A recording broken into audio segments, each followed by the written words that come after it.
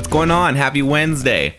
Welcome to All Elite Weekly, the first fan podcast, or any podcast for that matter, devoted solely to the brand new wrestling production, All Elite Weekly. I'm your host, Matt Cruz. Guys, it's our 4th episode. It's our month anniversary, as we would say.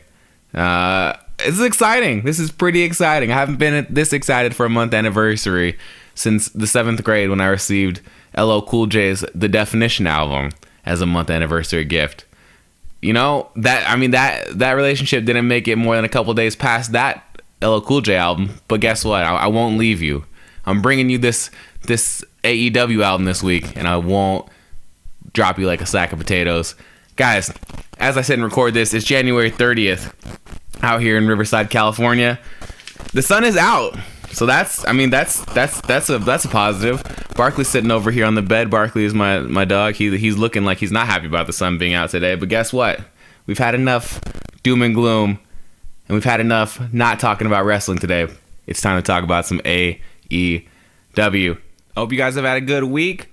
This past weekend was the Big Brother company, WWE's Royal Rumble. I planned to not be watching the Royal Rumble, but unfortunately, I timed out my subscription payments incorrectly. You know how that goes when you're cutting it low, when you're scraping the bottom of the barrel there, you're trying to time things out. You're like, all right, I'll cancel this the day before this gets charged, and I'll cancel this the day before it gets charged. Heads up, if you're still rocking that WWE Network subscription, you got to cancel that the day before. You might get charged at 7 p.m. instead of midnight. Just a thing. We'll talk more about the Royal Rumble in a little bit here, but let's get into this week's matches for All Elite Weekly. We had a couple that I talked about last week. We had one that I missed, and we didn't have one that I talked about last week. So let's just start from the top. Last week, Thursday, January 24th, Toronto, Ontario. The 6th, as Drake would say. I'm sure Drake showed up to support. Who knows? I mean, I didn't see any of the footage, so I cannot guarantee you that Drake was not there. Let's just assume he wasn't. All right. Greektown Wrestling, To Greektown and Beyond. I told you guys we were going to be expecting John Atlas and Space Monkey versus MJF and Stokely Hathaway. I guess earlier in the week there was an issue for the Detroit Eatery. I don't know what their conjunction is over there in Toronto. I don't know how close. I'm gonna be honest with you. I don't know how close Toronto is to Detroit. But this show ended up being a fundraiser for the Detroit Eatery. I guess they had a fire earlier in the week. So good on them. Great cause. Good for some... I imagine that would get some more Canadians out there to support something if they're going to be pitching in some loonies and toonies to feed some people down in there in Detroit. Or maybe the place is just called Detroit Eatery. Either way, the money went to that. Like I said, I couldn't find much footage from this match. What I did see on Instagram was a couple clips of MJF talking, not really him wrestling. Apparently, Sheamus was there in the audience, WWE superstar Sheamus. My sister's crush, the milky, well, I guess not her main crush, but the milky Scottish wrestler himself, Sheamus, was in the balcony. And as MJF was leaving his match, he shouted up to the balcony, "You're a ginger bitch," which was pretty good. People like that. Anyways, MJF lost that match. Boom. Moving right along, Friday, January 25th in Waterbury, Connecticut. We talked about this one too. Northeast Wrestling's Over the Top. This one you can actually find already at northeastwrestling.com if you got the cash right now, if you've got the kish and you're not currently unemployed like myself. Go check it out. You can actually watch this full event from their website themselves. The first match that I told you guys we're going to be expecting, Christopher Daniels, Frankie Kazarian, SCU versus JT Dunn and Mike Verna. JT Dunn we've talked about here in the past. I know that he was teaming with MJF as Kings in the past, so this was going to be a cool little crossover. I couldn't find footage of this match, the full match itself. What I did find was the actual clip of the finish and Frankie Kazarian and Christopher Daniels hitting. If you type into YouTube, you can find best Meltzer ever. So they hit the Meltzer, 1, 2, 3. SCU picks up that win. There wasn't a full video of all these going-ons, like I said. You could get it on that website. But what happens shortly after, JT Dunn and his partner, I already lost him, Mark Verna, there you go. JT Dunn and Mike Verna stay in the ring. They're pissed about losing that match. They grab the mic, they start to cut a promo. They're basically issuing an open challenge. JT Dunn out there, who we talked about, has his special move. His finisher is death by elbow. So he's calling out. He's saying, "I got 2 elbows. Who wants them?" Boom. Hit Hangman's music. Page comes out, still rocking that Stone Cold looking gear, still looking BMF, still got that walk. And if you're going to any of these shows like we've talked about in the past here, if you're going to any of these shows with any AEW cats in between now and May 25th, definitely expect some surprises, because especially with no TV presence, with they have Being the Elite, and we have a new series which we'll talk about later, but appearances like this are really, really big opportunities for them to kind of pop up and keep the name out there as we build towards May 25th. So Hangman's music comes out, or Hangman's music hits, Hangman comes out, cue that. There is more than one royal family in wrestling, or whatever Cody's cool intro is. Boom, Cody's music hits, and the crowd there in Frederick W. Blasius, as you can see in the background, the Blasius Recreation Center pops. It's super cool that they're popping into areas like this. We talked about bar wrestling. We're talking about little recreation centers scattered throughout the country, and AEW's popping up there. Super fucking dope. They circle the ring like a couple AEW sharks. Boom, pop in there. We start to get to it. They start to mix it up. They're trading blows. Page gets tossed out over the top, and it's Cody 2-on-1. What I'm noticing about their appearances like this, which shouldn't be taken to task because they're not having time to work with these cats. It's not like Cody and JT Dunn are sitting backstage and are like, all right, cool. Well, after I hit you with this, then you come in and do this. And after I do that, they're playing the hits. They're going around playing the hits. Cody and Page kind of echo the routine that they did at bar wrestling. You know, Page gets over the kick, Page gets thrown out. Cody's in there mixing it up with them. He drops down, smacks the 2 of them. Page, front flip over the top, lariat, powerful lariat again, but it's a little bit more of the use. At least we get an extra hit. The biggest hit, which wasn't used at bar wrestling, I don't think Cody wanted to overshadow SCU or anybody. Cody grabs Dunn, crossroads, boom, 1, 2, 3. He counts it himself. He gives Page the opportunity to cover Dunn. 1, 2, 3. The Elite win the open challenge. Which I don't think there was a bell that rang at the beginning, but they rang that bell at the end. Very cool little surprise out there in Waterbury, Connecticut. Lastly, on that bill, I had told you we were expecting Jimmy Preston, the one-man throw ride, versus the badass himself, the brand new AEW producer, Billy Gunn. This one I couldn't find a full match again. Like a lot of these, every week we're getting these tiny ass matches in gyms and recreation centers throughout the country. I'm having a real hard time finding full matches. Help your boy out. We're gonna say this right now.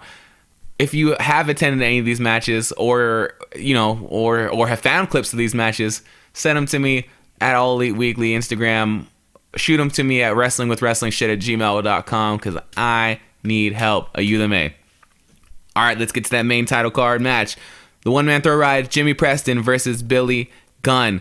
What I could find was about like a 1 minute, 2 minute, basically highlights of this match, and let's break down what happened here. At the start of this match, he's in there with Jimmy Preston. He's looking jacked, man. He's still looking as jacked, if not more jacked than he did back in his Smoking Gun days. I know that he's training his son these days, and that's a big incentive to him, for him to kind of stay the way, looking the way he is, stay as fit as he is. It's kind of a good example to show to his son, like, hey, if you put some oil in this thing, you can ride this out, man, and you can have a good journey in this business. I think it's really cool. So they get going. Couple good lockups. They're going back and forth with some good lockups, some good basic wrestling, collar and elbow, arm bars, shit like that. They start to have a little fun. Mr. Ass himself, going back to his, Mr. Ass persona. He, after this lockups, I think Billy Gunn's got JT Dunn from behind in like an arm bar. He like spanks him on the ass just like he used to when he was Mr. Ass. Kind of like, all right, good job, kid. Not bad. Let's see what you can do. They keep going. A little bit of ground and pound. Billy Gunn's getting him in the corner. Is throwing some fists, throwing those potatoes around. Eventually, he just turns out to be too much for the one-man throw ride.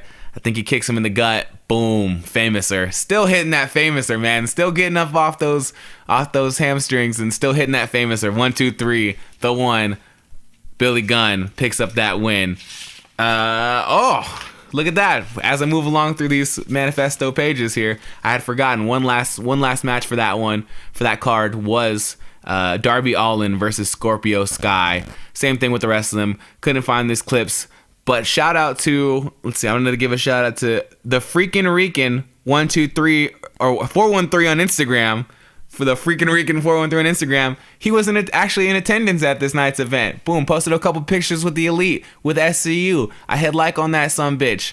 I commented, and I got desperate. It was last night I was doing these notes, and I couldn't find the results, and I just flat out commented. I was like, hey, man, who won these matches? Freaking Rican 413, if you're out there listening, thanks for letting me know. Darby Allin picked up the win in this match. And that was over the top. We had talked about as well last week, the next day, Northeast Wrestling was going to keep it going from Waterbury, Connecticut, moving up to Poughkeepsie, New York, Saturday, January 26th. They had announced it was going to be Northeast Wrestling's The Return Is Now. If you bought tickets to this, you maybe didn't have the best Saturday that day. Apologies. There's a little bit of egg on my face. I announced this as well. I'd like to state, as I've said in the past, I have nothing to do with AEW. I definitely don't have anything to do with Northeast Wrestling. I'm just trying to remind or let you cats know who are just like me, who can't wait for May 25th, where you can catch these cats. Unfortunately, your opportunity to catch these cats last Saturday was canceled. I think it was canceled the day of. There was a press release that was put out on Northeast Instagram, on their website, a couple things like that by Marco Lombardi, who's, I guess, the president of Northeast Wrestling. The event was supposed to be at Hudson Valley Community Center, and it turned out that the gist is between NYFD, the fire department, the community center, and the main issue being capacity permits. They just couldn't get it to work out. I know that I saw online they tried to move it a couple times to try to figure out where they could get it to last minute. It just didn't happen. If you did buy tickets to that, to the Return Is Now event, they put out a statement that they're going to be giving you free seat upgrades. Boom, next week. If you can make it back to Waterbury, Connecticut for their event next week, I believe it's going to be the fourth free seat upgrades and return tickets to the next event that they will be throwing in Poughkeepsie, New York. So Poughkeepsie, don't hold it against me. Let's take that as water under the bridge there. Apologies. I'm sorry if you bought those tickets. I hope you found something to do that day. And please, dear, I hope to God you didn't go see Aquaman instead, because that seems to be the fallback plan for a lot of better plans. Don't let that happen to you guys. That same day, it turns out, I missed one. I missed an AEW event. Mea culpa. I'm coming to you with my hat in my hands here. I'm saying I'm so sorry. Whoever's downloading this for free, who I'll never see face to face, I'm sorry I didn't tell you about this fucking event, but I'm one man. So here we go. I missed one. This past week, that same day, January 26th, Chicago, Illinois, it was AAW's The Final Stand. We had Fred Yahi versus MJF. This one, again, boom, couldn't find the footage online, but shout outs to Doug Enriquez over on ProWrestling.com. He had that breakdown. Right before the match, MJF came out in his usual gear, the booties, the Burberry scarf, and he receives a call, or pretends to receive a call. He does a good bit, some crowd work. He comes out, he takes a call from Cody. He basically gets the call and he says like, "Oh no, I'm not busy. Chicago sucks. I can definitely talk." He's getting some heat going, and I guess the last thing he says before he goes back to take that call, he lies and he's asked about like Cody on the other end. Apparently, is being like, "Oh, you're wearing your AEW gear, right?" And he's like, "Oh yeah, I'm definitely wearing my AEW sweatshirt." Cool MJF work. MJF picked up the win over Fred Yahi. I wish I could have given you more about that. I wish I could have seen it. We're going to keep our fingers crossed for some more MJF matches here. Here's one I feel pretty cool about. We talked about this last week. I told you had your opportunity, and this one actually happened. I feel good about that. Saturday, January 27th, Sunday, January 27th, Philadelphia, Pennsylvania. We talked about it was going to be Beyond Wrestling's tryout matches for Uncharted Territory. It was judged by Dirty Dixon and Joey Janela, and I just saw yesterday via Beyond Wrestling's Instagram, they selected Gabriel Sky. Boom, pick somebody. He went, he put in his work, he got down there, did some flatbacks, took some bumps. I don't know if he actually did that. I have no idea what it consisted of, but I'm assuming he took some flatbacks, took some bumps, proved his worth. And if you wanted to say from All Elite Wrestling, from All Elite Weekly, Congratulations, Gabriel Sky. Good luck out there at uncharted territory. I'm sure Joey Janela had a hell of a time out there picking some talent. Good luck, man. Kick some ass. Go prove your worth. Boom. That was it for the matches this week. The matches and wrestling events that we had this past week for the week of January 23rd through the 30th. That's where you could have caught him, man. If you didn't catch him, later in the show, I'm going to be giving you your opportunities to see AEW cats for the week of January 31st through February 6th or 7th. I don't give a I'm not going to take time to pop up the calendar and see what date that falls on. Here we go. After the matches this week, we're going to get into our Being the Elite segment. This week, we had more than a Being the Elite segment. This week, we had the debut, the premiere episode of a secondary series. And what feels like a secondary series in the Being the Elite series. It's called, on Thursday, January 24th, Road to Double or Nothing. The first episode debuted. This one's actually over on the Nightmare Family YouTube channel. So if you haven't, if you're listening to this, you've seen it by now, or if you at least heard about it. But it's not going to pop up in your Being the Elite feed. Make sure you go pop over there to the Nightmare Family YouTube channel. Subscribe to that so you can get the updates as far as Road to Double or Nothing goes. Because if this proves anything, we're going to be getting some big news. It's not going to be just some bullshit stuff. We're going to be getting big news in this new series. All right, so let's talk about what happened in the premiere episode of Road to Double or Nothing. It starts off, you got Cody and Matt on FaceTime, and I thought it was a pretty cool little bit. Some guy named Michael Cellular. That's probably not his real name. That's just some guy it's some guy walking around holding the phone for Cody. If his name is Michael Cellular, then it's even more hilarious that that's the guy who they make hold the cell phone when Cody's on FaceTime. Cody and Matt are talking, and Matt brings up the question, what do you think about Jungle Boy? Jungle Boy, if you've heard that name, you've probably at least heard that name by now if you're familiar with indie wrestling. He's been on the scene for a little bit. He just popped on my radar, I want to say 3 weeks ago when I covered that, or when I talked about that GCW 400 Degrees event. He had a match on there, and I was impressed. I didn't know much about that guy, but I dug his tactics. He's very aerial. He's very athletic, very quick. And so I once this happened, I had to look more into Jungle Boy. Once I started talking about Jungle Boy, I wanted to get into a breakdown of Jungle Boy. So if you're not that familiar with Jungle Boy, boom, here we go. Before we get into the news regarding Jungle Boy, here's who he is. Jungle Boy is 21 years old. He's a couple years into the business. He is the son of 90210 alum Luke Perry.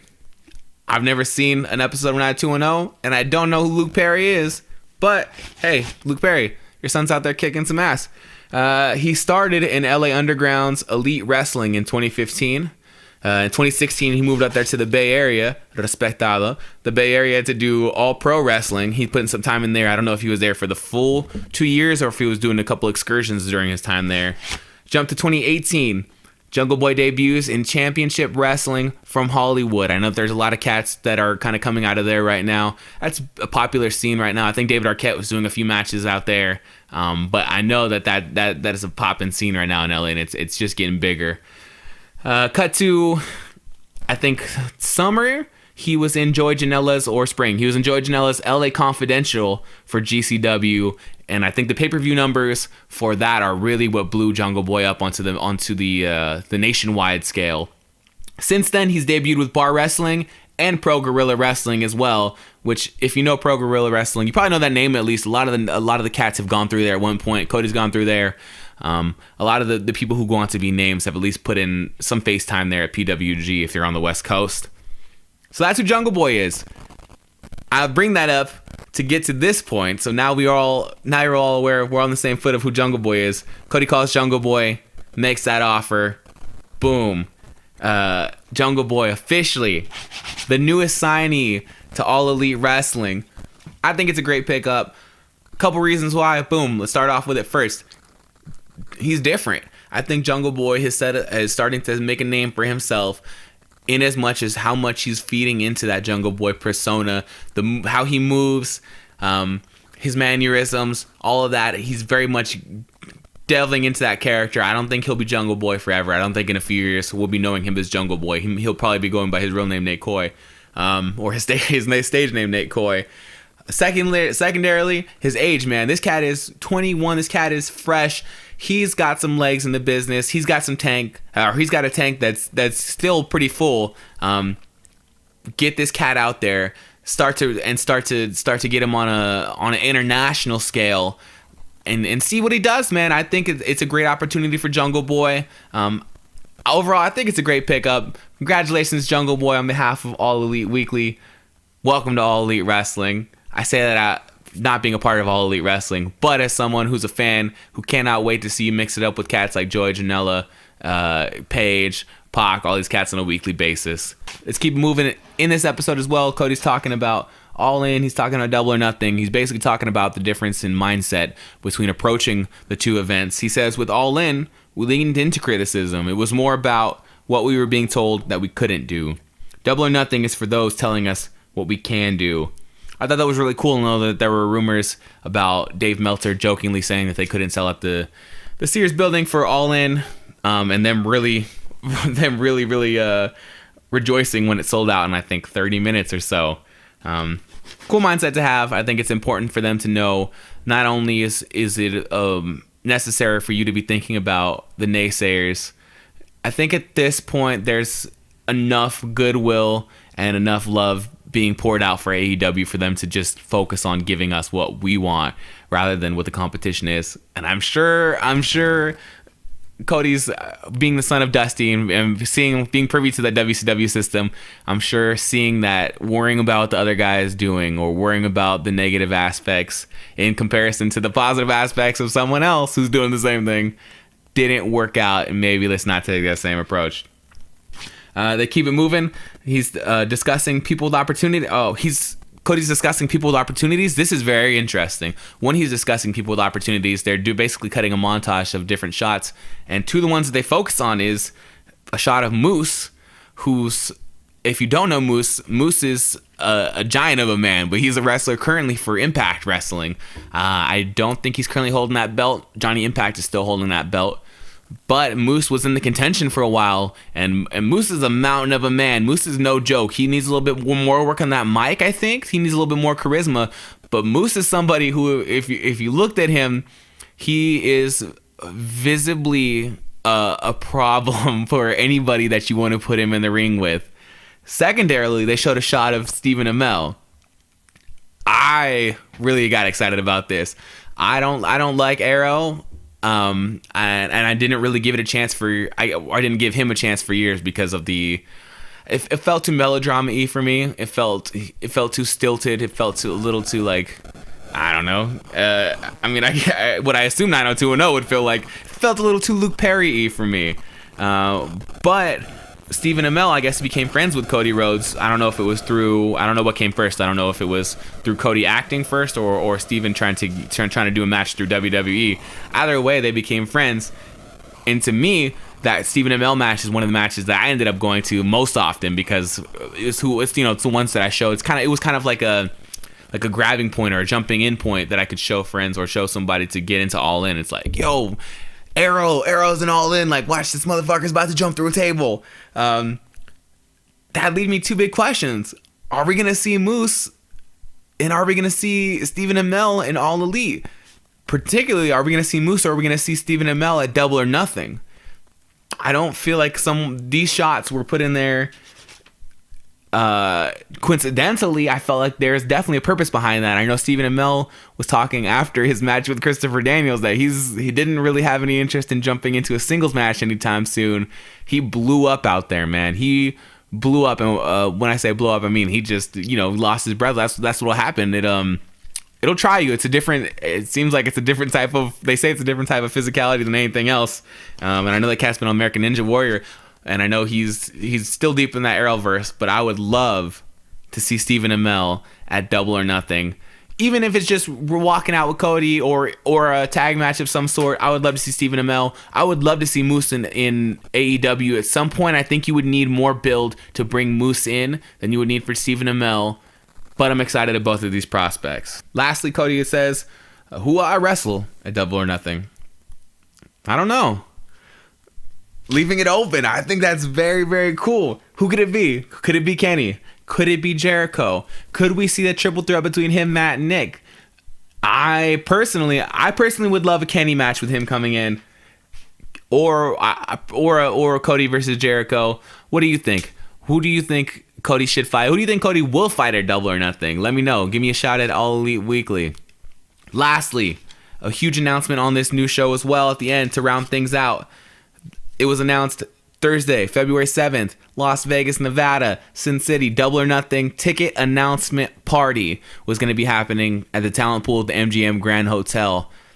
Very, very cool.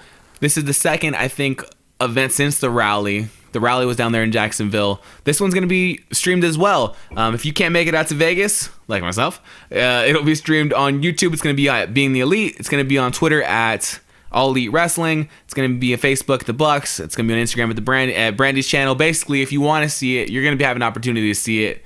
Brandi on Instagram, I think, said, or she teased, maybe I'll bring some newly signed women with me. Hint, hint. I think it's a very cool idea. I love that they're including fans into these announcements. I think a lot of times big companies can kind of overlook the pop of just an announcement or the communal aspect of what that could be.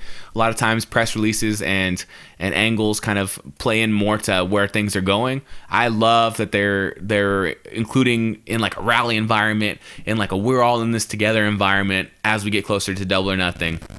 And I'll dig it. I'll definitely be watching that announcement on the 7th. So that was it. That was the first edition of Road to Double or Nothing. Make sure you jump over there to the American Nightmare, or to the Nightmare Family YouTube channel to stay up to date on Road to Double or Nothing. Also, on Monday, January 28th, we got a new episode of Being the Elite number 136, entitled How Dare You Defy Me. It starts off with some footage of the Bucks getting ready to go to Defy Wrestling last week. I know we talked about it here, and we talked about their surprise appearance, helping out Joey Ryan once again, throwing down a super kick party out there on Team Defy. And so this is just them getting ready to go out to Seattle. I think it's them on their way to the airport, them sitting in the airport. They're talking about why they're going. I think man says, like, we're getting back in touch with our R&D roots. You know, we'll do some light scouting. I thought that's kind of cool. I think that was cool for them to admit that they're going to be out there. When they're out there making these appearances, they're also keeping their eye open of like, yo, like, remember this person, and you know, maybe not everybody on these scenes and some of these smaller shows are going to be ready to go right now, but that doesn't mean within the next 18 months they're not going to be ready to go. So I think that's cool that they're out there, not only putting in their face time with the fans, building the brand, they're also lightly scouting. So I think that's pretty cool. It cuts to them sitting in the airport still, and they're basically talking about their surprise appearance in Seattle, and they're figuring out how to tease it on Twitter.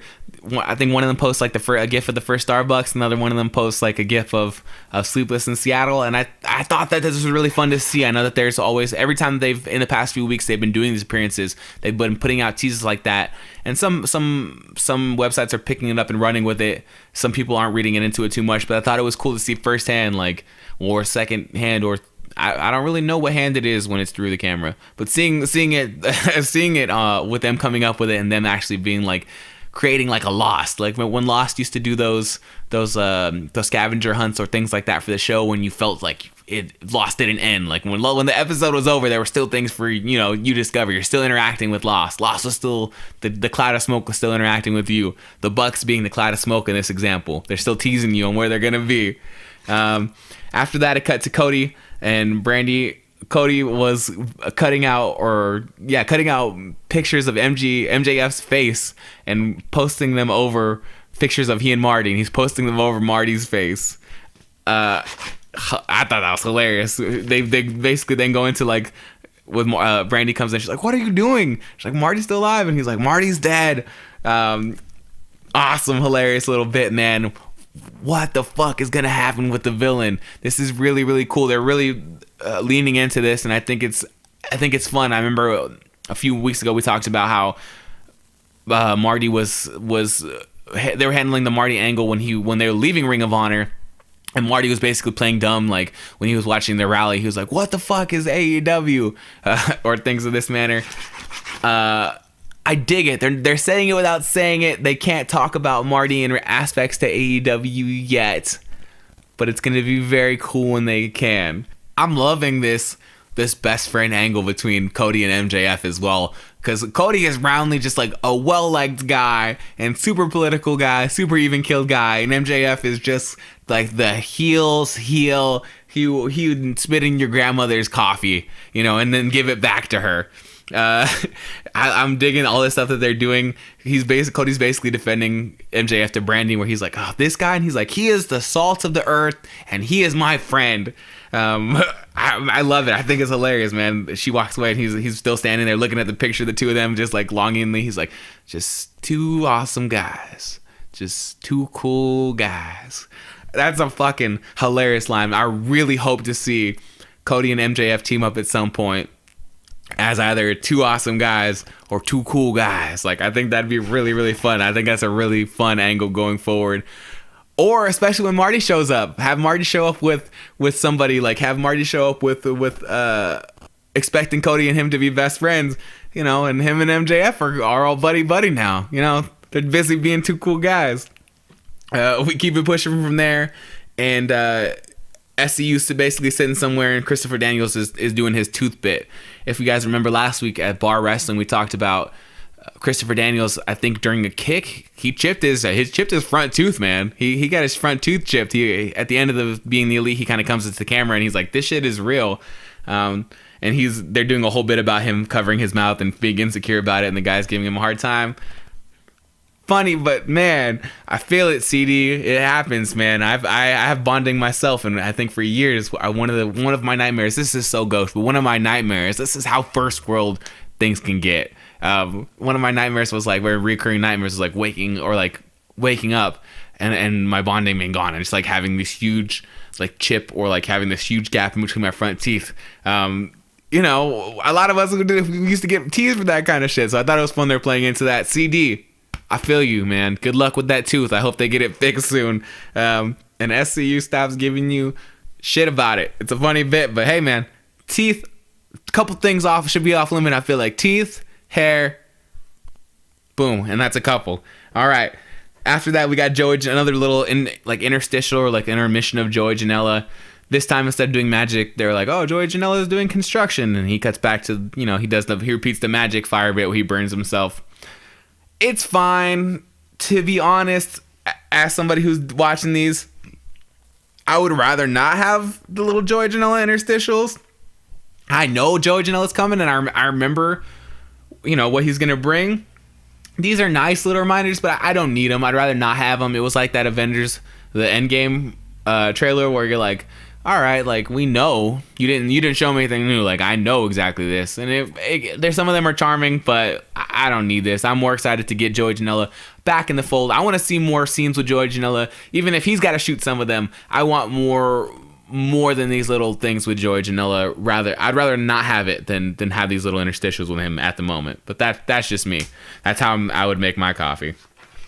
We round things out. We got that footage from Defy. If you didn't see any of that footage from Defy Wrestling that we talked about last week, definitely this is a good other side of that. This footage is gorgeous though. I don't know if it was this footage that they used was actually Defy's footage, or if it was just straight up like iPhone or like DSLR camera shit. But the footage from the Bucks at the event, it looked great. So if you didn't check this out, go check out the quality of this footage, man. That's a good clip. After that, cut to Kenny Omega, or sorry, to someone on the phone with Kenny Omega. I think it's one of the Bucks, and Kenny has found his phone. They're finishing up that bit that they started a few weeks ago, where Kenny lost his phone and that timer was going. So Kenny found his phone. They do a close up, and how we end this episode is they do a close up on the phone. He flips it over and reveals that timer is at like 9 days. The timer's at 10 days. If you time that out, I believe that adds up to the day of the ticket announcement party in Vegas. Are we going to get the announcement of Kenny Omega signing with AEW on February 7th in Las Vegas, Nevada, near the site of Double or Nothing? Is that what's going to happen? Am I leading into this too much? Am I building this up too much? I really hope that's not the case, but I think all of us out there who saw this are really expecting that to be going down. And if you make the trip out there, if you drive out there for this, I really, really hope that that's what happens. Good luck. Cool runnings if you're gonna make it out there to that event. But I think we can expect that announcement, and what an announcement that's gonna be. It's gonna shake up the wrestling world, and I think it's gonna be huge. I thought this was a nice little tease. I really hope we get one more before the 7th, or we get, even if it's just him posting something about it on Twitter, or the Bucks posting something about it on Twitter. I hope we get one more tease before we get the full drop, because I don't think a lot of people picked up this hint yet. And I think that could be a big draw to get some more eyes on that event out there in Vegas if they hint that Kenny Omega will announce his signing there. That's it. That was BTE 136. Good episode. Not the best episode. We had some cool little tidbits in there. The Kenny Omega tease is probably the biggest piece of news. Speaking of news, boom, we finished our matches. We've talked about our episodes. We're moving along, keeping it pushing into All Elite Weekly news for the week of January 22nd through the 30th. I'm one day late on recording this, so we got a little bit more to cram in there. Not huge news week. The pieces of news that we mainly did get, as far as Jungle Boy signing, as far as the rally, those are really covered in the episodes, which I think is cool as well. Like I talked about, I think that these the rallies, the videos, the Being the Elite, the episodes are nice ways to drop these surprises, to drop these announcements rather than just like a press release. I think it makes it more interesting, adds a little bit more personality to where things are going. But this is what we got outside of that this week. On Instagram, Chris Jericho posted a picture of himself in that full New Japan gear that he has, like the kind of crazy clown look, the Alice Cooper makeup look that he had going, and he had a quote that said, "I will be back." What does that mean? The internet is going crazy. What does that mean for Chris Jericho? Is he Chris Jericho, who's not known for always keeping his thoughts to himself or always dropping things at the right moment? Could he just be talking about the future? Could he just be saying, one day I hope to go back to New Japan? I know Cody's talked that he said that he would love to go back to New Japan, but nothing this definitive. No one has said, "I will be back." To me, in my heart of hearts, I would like to think this means that they're getting closer and closer to some type of working partnership. Even if it's just with the bigger talents, that's where you got to start. Even if it's just starting off with sharing Jericho, even if it's just starting off with sharing Kenny, maybe sharing Cody and the Bucks, that gives hope, and I think that sets a precedence for the rosters kind of working more cohesively going forward. Doesn't necessarily mean that. No, obviously not. It doesn't. Nothing is solid right now. But I thought this was interesting for him to post out there, and I think it leaves the door open. So either right now, either in the near future, or someday, we can expect to see Chris Jericho back in New Japan Pro Wrestling. Cool of him to put that out there. Bold if it's not if it didn't go through the appropriate channels. But also just nice. I think that Jericho's run in New Japan was something that a lot of us dug. Obviously got him back to where he's at right now. And I'd love to see a couple more matches. I'd love to see maybe him take Naito again. I'd love maybe to see another Kenny Omega match over there in New Japan. I think a Jericho-Kenny Omega rematch in AEW holds a lot more water. But I'd love to see some more New Japan stuff regardless. Next, on Sunday, the day of the Royal Rumble, which I ended up watching, some footage surfaced and spread of WWE security standing and waiting while one of the fans in the first row was asked to take off his AEW shirt on camera. This got covered. This footage made its way all the way to the Bucks. Matt said something like, I hope that guy's night wasn't ruined, or something like that. Something nice. But Nick made a statement. He said, "Let it be known that if you want to wear a WWE shirt at Double or Nothing or any AEW related event, we won't do this to you."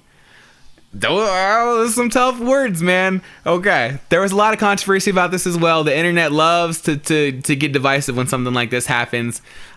I kind of hinted at it when the rally happened a few weeks ago across from SmackDown.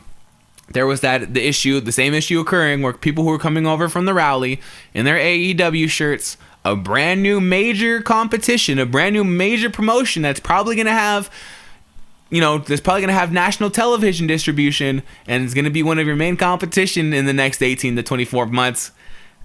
A bunch of their fans are going to come over wearing wearing their gear on your televised event, I know this was not how things were back in the day, but at the moment, boot to the throat. I know as wrestling fans, we should all be celebrating each other, and we should all be allowed to show our love for whatever wrestling promotions we have. But to me, on a business standpoint, this made sense. Not only did you have that, but it was also reported a couple days before that at the Access, WWE Access, where a lot of fans who are coming to these pay-per-view events get the chance to like meet some of the wrestlers. They get to see there's like memorabilia, there's panels, there's things like that. A lot of these cats who were coming in AEW gears, well, this same weekend, days before, leading up to Royal Rumble, were being asked, rumors were surfacing online that they were being asked to either obscure their AEW logos on their shirts, tilt up their hats, things like that. That's 3 precedents of like, you shouldn't do this. You shouldn't do this. You shouldn't do this. And I'm not condemning that kid at all. I respect that kid, and I think it's a good move that him to have his undershirt on, because he knew he was gonna get asked to take it off. I fuck with the business acumen though of the WWE. I know I don't agree with the outrage that's going on. I think this kid should have had to take his shirt off. People are paying $10 a month on that network. People are paying more who only casual fans who only maybe turn in for the Royal Rumble or for WrestleMania are paying for that. And you're gonna get front row shirts for a different promotion? Nah, son, not gonna happen. Apologies to if you feel the opposite way, but that's where I stand. That's where I'm drawing the line. And hey, I'm sorry if that kid's. I'm not even sorry. That kid was fucking front row at the Royal Rumble. What are we talking about? I don't feel sorry for this kid at all. I respect his moxie, but I respect WWE's moxie more in this scenario. Going forward, don't rock your AEW gear to WWE events. They don't want it.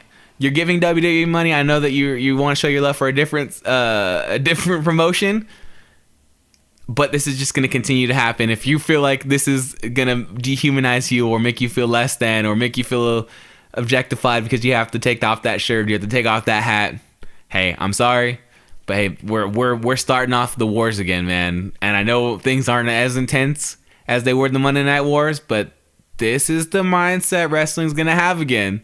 Things are about to get tough. I dig it. I love it. Beef is beef. Also this week on nuclearconvoy.com, they had an interview with Matt Jackson. It's entitled "An Interview with Matt Jackson About AEW and OWE." A couple cool little things. I would go check it out if you're interested in the work, the relationship that OWE and AEW are gonna have. I know we speculated about this a lot, and there hasn't been that much information thus far for it to come out on their working relationship and how that's gonna go down. So I picked out some points here that I thought that were interesting about how it came to be and how it's gonna go. Matt basically says that he discovered OWE I think through like GIFs to clips, so like through Instagram. So he originally just started seeing like GIFs of them, clips of them online.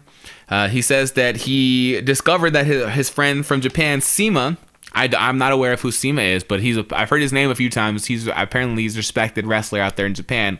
He discovered that his friend Sima from Japan has a big hand in training these cats and working with these cats here and developing the start of the OWE. They're not even a full year in, like we talked about. They're going on a full year in. Next month they'll be, I think, celebrating the year anniversary of their first show. But that's obviously some groundwork, some trust. That's more than groundwork. That's more than foundation. I can imagine when the Bucks and Steamo were working together back in Japan. That's like piping being laid before a foundation. You know what I mean? That's like, little did they expect that they would both be instrumental or running their own promotions, that they could someday work out a system to have each other work with excursions and send wrestlers back and forth overseas, basically cultivate an international grooming place for talent. He's asked about the Strong Hearts faction, and in the past few weeks since the rally, there had been questions regarding are just the Strong Hearts going to be coming from OWE, or is that what they're talking about in terms to building a relationship with OWE? Should we just expect the strong hearts? Matt goes on to say that won't be the end of it. We expect to use several of the talents coming out of OWE. I'd like to house several of the wrestlers, use them for a few months as a part of an excursion, and send them home with a little experience, and then do the same thing with other wrestlers.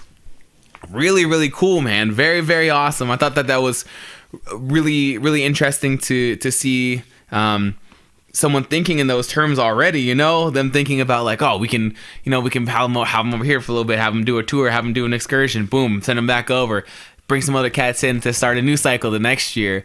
Very promising starts to a working relationship with AEW and OWE. This is something, though, that kind of caught my attention and had me doing the people's eyebrows. I was reading this. Nuclear Convoy goes on to say to Matt, no secret OWE has had difficulties getting international work visas for their Chinese talent, with only a handful of their roster who had been advertised to work abroad fulfilling their international bookings. Will we see OWE at Double or Nothing? So he says that, and NC says basically no secret that they've had difficulties getting these visas. It was a secret to me. I didn't know how much issues they were having over there getting their work visas. But Matt puts him puts us all assures us all. He says we're working on securing the visas as we speak, fully expecting to have OWE represented at Double or Nothing. Boom! How exciting is that? Super exciting. Not only are we going to be getting the Strong Hearts faction, we're going to be getting talents from OWE housed over here, hopefully in circulating excursions. And also, we're expecting that shit to pop off on May 25th in Vegas. China's coming to Double or Nothing. OWE is going to be kicking some shit off there, guys. And I think that's really, really cool. I'm very excited to see what they bring to the table and how different that could be. I'm very, very pumped. So that was it for that article. Also this week we had an article on BlackWrestlingAlliance.com. It was called Me and Mrs. Rhodes by Adrian Howe. And they just talk about Brandi's role. They talk about some things going forward with the company. Same type of deal. I picked out some tidbits here that I found interesting, kind of pertaining to AEW as we go forward. At one point, she's asked about being chief branding officer. She goes on to say, chief branding officer, it's a newer role in a lot of companies. Expect a lot of partnerships, outreach, and a little bit of marketing as far as what she's doing. I know a lot of us have been kind of like, what is chief branding officer? What exactly is someone like that responsible for? What do their duties entail? She's basically saying it's going to be a lot, partnerships, outreach, marketing, things of that nature. She's asked how she feels about being referred to as like Cody's wife, or it being said that she's only in this position that she's currently in because she's Cody's wife. It seems like she got a little hot about it, which is cool. She goes on a tirade to defend herself and kind of flaunts a little bit. She talks about her degrees in communications and journalism. She talks about her ride scholarships, just her different jobs in reporting in WWE, how she was there before she, how she was in wrestling before she met Cody, and how she met Cody. Good for her, man. Brandi definitely does not seem like a pushover. She seems like a great face for the company, a good person to outreach or to do outreach for a company, to build partnerships, everything that they're talking about her doing. And she definitely doesn't sound like a pushover. She sounds like she's got a backbone, man. So that was cool to see. At a certain point, they ask her about heading the women's division. It's been said a lot of places that she would be, quote, heading the women's division, which makes it sound like she's key in charge. I know in the past, that sounds like a little bit of Kevin Nash syndrome, or people are worried about like the whole Kevin Nash syndrome when it comes to either her or Cody, as far as being solely responsible for an entire division and also being a talent still in that division. But she goes on to say, there are a few more people in our group that I'm sharing responsibilities with. It's not just one person. There you go. If you're concerned about that, that should put your mind at ease. Somebody who's going to be out there busting the bionic spear isn't necessarily the be-all, end-all word to what happens as far as booking with the women's division. And lastly, they go on to say, I think she's asked, what she's seen in different promotions or what she feels that she can bring to a women's locker room. She goes on to say, I've been in locker rooms all over the world and all over different promotions. I've seen happy and I've seen unhappy locker rooms, and that's something that I hope to help implement here in the women's division in AEW. Very cool. good on Brandi. I'd say go check out the article on blackwrestlingalliance.com if you didn't read it, but those are what I picked out as far as pertaining to AEW.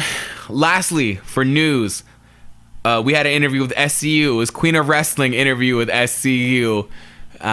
Smaller interview. I think it's all three. It's Frankie Kazarian, Scorpio Sky, and Christopher Daniels all sitting down with this chick who calls herself the Queen of Wrestling. I believe it was from the LA area, from like Bar Wrestling. I think it was around that time, or maybe even that same day of. But it's very small, super small interview. Off the bat, I thought it was super cool of SCU to be sitting down to do this interview. It's not a big outlet or anything like that to any extent, but someone who calls himself Queen of Wrestling obviously is a wrestling fan, and I thought it was really cool of them to sit down and do this. It was fun. It's a different dynamic, particularly at first. It's hilarious to see Christopher Daniels kind of comes in hot, and he has to tone it down. He kind of comes in working almost like an R angle, like an R-rated angle. His humor is a little bit. He looks like he realizes quickly that it's kind of either, I don't want to say going over this interviewer's head, but it's definitely not her cup of tea. So he kind of tones it down. It's very nice to see them tone it down super quickly, and how honed they are as far as their craft and as far as talking and as far as doing press. Like they tone that shit down immediately to a PG-13, if not a PG. Some nice little tidbits in here. Scorpio Sky basically tells the story of buying his first wrestling shirt in 1998, I think, at Hot Topic, and then returning to that same place 21 years later to buy the SCU Worst Town I've Ever Been To shirt from the same store, which I thought was so cool. Man, you love when you hear stories about wrestlers who grew up such fans of the biz, and then they eventually get to do something like that. Like, oh man, like I used to buy shit here, now like I'm buying my own shit here. Very cool. Also, though, he said he bought his first wrestling shirt in ~98, and I was like, how old is this motherfucker? Because Scorpio Sky, I expected him to be older because he just looks like a man, but maybe he's a lot younger than I expected. If that's the case, fuck. I mean, good for you, Scorpio Sky, but goddamn, I look 45, man. If you're pushing 30 and you look in your 20s, man, I gotta figure out what these cats are taking. I gotta spend more time out here in the SCU sunshine. So that was it. Go check out those interviews if you want to. If you're interested in learning more about Brandi's role, if you're interested in learning more about OWE, or just hearing some cool. It's like, I think the SCU roundtable, it's like 20 minutes of them kind of shooting the breeze and telling stories. So I would check some of these out if you're interested. We're rounding the bases here, guys. Last two stops. Here we go. These are your opportunities to catch All Elite Wrestlers or AEW Cats live out in your neck of the woods or near your neck of the woods for the week of January 30th through February 6th. First of all, tomorrow night, or very late tonight, depending on how late I get this thing uploaded. Thursday, January 31st, Atlanta, Georgia, at Wild Pitch Underground. You got Ultimate Bar Brawl. There's a lot of cool. Most of these stops this week have more than one cat, so that's pretty cool. You got Frankie Kazarian's band Gutter Candy opening up. Boom. You are Frankie Kazarian shredding it out there on either the bass or the guitar. I don't know what he plays, but there you go. You can see Frankie Kazarian. See if he hits that. See if he hits those licks as well as he hits that Meltzer. After that, you have ODB versus Penelope Ford. Penelope Ford, who's going to be a great hand here in the women's division in AEW, is going to be out there tearing shit up. If you never heard about Ultimate Bar Brawl, I think this place that's Wild Pitch Underground, I mean, it's a bar. It's a bar. There's no ring, no rules. Like, cats are just going out there and tearing shit up, jumping off tables, jumping off, the countertops, whatever you got to do to get it done. And so as far as AEW Cats, you got Frankie Kazarian and Penelope Ford both tearing it up. And something that I find very interesting, headlining this match, Ken Shamrock. Ken Shamrock having one of his first, I mean, it's got to be one of his first 5 fights. This may be his first official fight back on U.S. soil, but it's definitely within his first 5 to 6. Ken Shamrock's headlining this one. Very interesting. A couple AEW cats are going to be there, and Ken Shamrock's going to be there. To me, at least, I think Ken Shamrock would be a great addition or a great 1 or 2 match signee for something like Double or Nothing. Ken Shamrock appearing in an American wrestling promotion again could tear some shit up. That man was a dangerous weapon. He was no joke, man, and it's going to be... I'm going to try and find... I'm sure this match will find its way online, or at least some clips of this match will find its way online just because it's so high profile. But I would expect to see some AEW cats there supporting Penelope Ford, supporting Frankie Kazarian, and I wouldn't be shocked if there were some business being discussed, or at least negotiations or possibility or some talks about what could make Ken Shamrock coming to AEW possible. So if you're out there, Hot Atlanta, go see it. The next night, Friday, February 1st, 2 days from now, Atlanta, Georgia, still Hot Atlanta, So Def territory at Espacio Discotheque. Wow. At Espacio, let me say that for you one more time. At Espacio Discotheque. Man, that sounds like a fun place to be. You're going to have... Oh, man, I wish I knew what this was called. Sorry, it's called Come Hell or High Water at Espacio Discotheque. And this one's another big card. You don't got one AEW cat. You don't got two AEW matches. You got 3 AEW matches on this card. Starting things off, Thunder Rosa in a triple threat versus Penelope Ford and Delilah Doom. Thunder Rosa from Impact. Thunder Rosa, who's been out there doing her shit. Delilah Doom, I haven't seen yet, but there's another 2 chances. Boom. 2 nights in a row, guys. During Super Bowl weekend, you got a chance to see Penelope Ford out there in Hot Atlanta. Next, this is a big one. MJF, Maxwell Jacob Friedman, the best fucking heel coming, versus Scorpio Sky. This is going to be interesting. This is cool. This is an opportunity for them to start mixing it up a little bit and start maybe brainstorming potential feuds going forward.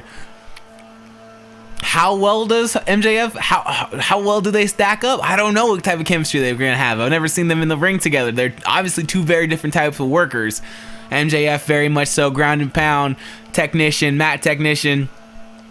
Scorpio Sky very aerial, very athletic. And AEW, I think the first AEW versus AEW match that we've had since the announcement. So boom, there you go. Lastly, what a hell of a fucking headlining match. The Lucha Bros, Pentagon Jr. and Rey Fenix. If you recall Pentagon Jr. from All In last year, what a fucking barn burner he had. And this cat is just tearing things up on the circuit out there over at Impact.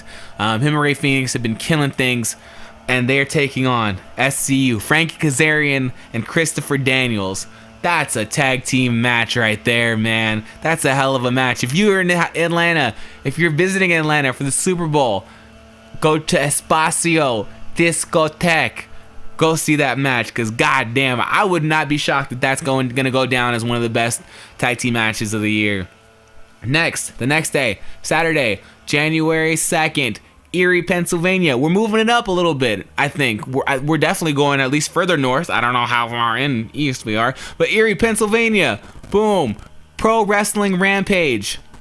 You got a couple interesting things going on that day. At I think like 2 p.m. There's a pro wrestling seminar by, again, the one, the man, the only, badass Billy Gunn. I think that's taking place at 2. Go get some knowledge, man. Go soak up some knowledge. I know that this one is being marketed for specifically only for, it says like folks in business, for trained wrestlers and wrestlers in training. If you're out there trying to get your chops going, if you're a couple years in, a couple months in, if you just want to soak up some good knowledge by somebody who's been up the road, down the road, he's spun that thing, he's flipped it and reversed it. Go do that, and then later that evening at 6 o'clock, I believe they're having a show. For a Pro Wrestling Rampage show, and Billy Gunn will make an appearance. There's no match for him right now announced, but he will be appearing in that match. I think tickets to do both, I think it's like $40 for the show, or if you're doing both, it's $50 for the seminar and for the show. The same day, Saturday, February 2nd, also Philadelphia, Pennsylvania. I don't think that's that far from Erie. Maybe it is, but it's in Pennsylvania. MLW's Super Fight. What a hell of a card, man. I think Pentagon Jr. is on that one as well. I didn't look into too many of the matches I couldn't find. But MJF is also scheduled for announcement. Or, sorry, not for an announcement. MJF is scheduled for an appearance on that. I don't think there's a scheduled match for him yet. But there you go. Another chance to go check out the heel, Maxwell Jacob Friedman. Go show him how divisive he is, man. If you're like me, you cheering for him. If you're like a lot of cats out there, you're booing for him. But you're probably going to be making some noise for him by the end of the match. The next day, Sunday, February 3rd, Hamilton, Ontario, taking it back up to the Great White North. A1 Wrestling's Live Pro Wrestling. That's kind of a generic name. Alpha One Pro Wrestling's Live Pro Wrestling. All right, okay, Live Pro Wrestling. In this though, definitely not a lame match. You got a hell of a fucking match. I hope there's a name for this match or for this event, because this match deserves a name. Triple threat for the Impact World title. MJF, Maxwell Jacob Friedman versus Ethan Page versus, you probably know him as either Johnny Impact or Johnny Mundo, but when he comes to Alpha Wrestling, he is Johnny Alpha. Triple threat for that Impact Wrestling Championship. What a great look for fucking MJF, man. What a very cool spot. And a big spotlight for him to be under that night. Even if it's in a smaller show, even if it's just for A1's Live Pro Wrestling, that's a fucking match, and that's gonna be a barn burner, man. If you're out there in Canada, put a couple Drake CDs in your CD changer. Make that trip up to Hamilton. Go check that out. Lastly, we've talked about it. I've brought it up twice now. For your last chance for this week to see these cats out there. February 7th, Las Vegas, Nevada, MGM Hotel, Double or Nothing ticket announcement. It's probably going to be like a rally again. Could turn into a party, guys. If you can make it out there, make sure you go make it out there. Possibly a Kenny Omega signing. We're probably going to get some announcements for some female competitors if Brandi's got her way. And those tickets will go at least up, or at least know when those tickets go up. So it's a big week for All Elite Wrestling. That's it, guys. Fasten your seatbelts. We're touching down here. I'm bringing us down to cruising altitude. We're gonna close things out with our second edition of All Elite way back. I got a match here for you guys. The event is Smoky Mountain Wrestling TV, August 13th, 94. 8/13/94. Again, Chris Jericho. To be honest with you guys, I'm still in like 96. I told you I'm going back, doing a lot of these guys' matches in chronological order. I'm in 1996 right now, but this one, your match of the week from 94, Smoky Mountain Wrestling TV. You got the Thrill Seekers, Chris Jericho and Lance Storm versus one of the best tag teams to ever come out of Smoky Mountain Wrestling, the Gigolo, Jerry Garvin, and Tom Pritchard. Tom Pritchard himself, what a great match for the Thrill Seekers. At this point, they had already come in as baby faces. They were really building some love out there in the Smoky Mountain territory. Jericho was hitting loin salts and things like that. They were just high flying. They had a lot of energy, super positive, super young, super hungry, and they were already starting to build a name for themselves. But this match starts off with Jericho having an injured hand. They say it's from a motorcycle injury. It's totally possible. I mean, if that's the case, it was coincidental, because what happens in this match not only gets Jericho and Lance Storm more excitement going forward, but this puts them over, man. This is the match I feel like that really put them over earlier in their careers. And kind of helped propel them on from Smoky Mountain to go up against the best that Smoky Mountain had to offer. You had Jim Cornette out there. You got them really throwing down. You got them really going all out, hitting the ropes hard. Jericho gets some color in this match, but definitely check this out. This one, you got a couple false finishes. I don't want to give away the surprises, but this, I feel, is the match that really put Jericho over in Smoky Mountain and really propelled him to his next step, which I mean would be, we know would go on to be ECW, and that's kind of where I'm at as far as his short stint of his stopover in ECW. But Smoky Mountain Wrestling TV, 8/13/94, the Thrill Seekers, Chris Jericho and Lance Storm versus the Heavenly Bodies. What a match! Go check it out. Let me know what you think. That's gonna do it, man. That is it. We've talked about matches this week. We've talked about being the elite. We had a brand new series, Road to Double or Nothing. We talked about where you could catch the All Elite wrestlers this coming week. We talked about OWE, and I gave you your All Elite way back match of the week, the Thrill Seekers, the baby Chris Jericho. That's going to do it for me, man. Whew. It's time to plug it up. If you dug this, if you've got any suggestions, if you've got recommendations, if you just want to hear me talk about something in particular as far as like an AEW way back match, hit me up. All Elite Weekly, YouTube, SoundCloud, Spotify, iTunes, your mom's Gmail, wrestlingwithwrestlingshit@gmail.com. That's been it for me here, guys. I'll catch you guys next week. I'm Matt Cruz. Go be elite.